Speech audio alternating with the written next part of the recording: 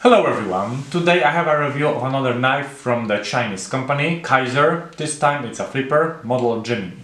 In the box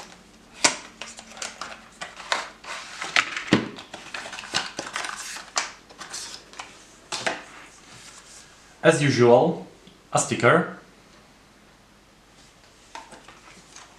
manufacturer's leaflet, a wipe for the knife with the manufacturer's logo, spare screws, and the knife itself. Total length is 18.4 centimeters, blade length is 7.9 centimeters, blade thickness is 3 millimeters. The steel of the blade is Nitro-V. It is a high quality stainless steel, tempered between 61-62 HRC, full flat grind. The blade is covered with black PVD coating. On the blade you can see the company name, logo, and the name of the steel, Nitro-V. On the other side we have the inscription Gemini, the name of the model. On the back of the blade is the designer's name, Ray Laconico. Opening with a flipper, liner lock.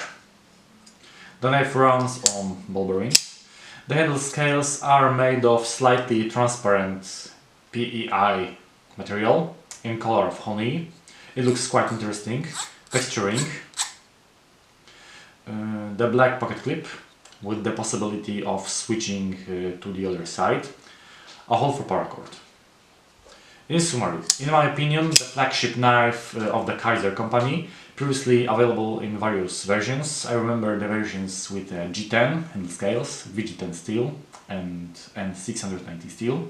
Now there are versions with titanium on the handle, Raffir and S35 VN steel. A very light knife, minimalist, but at the same time quite interesting. I've always liked Gemini. Thanks to this model I got to know the KIZER company. It clicks very nicely, excellent mechanics and very good ergonomics.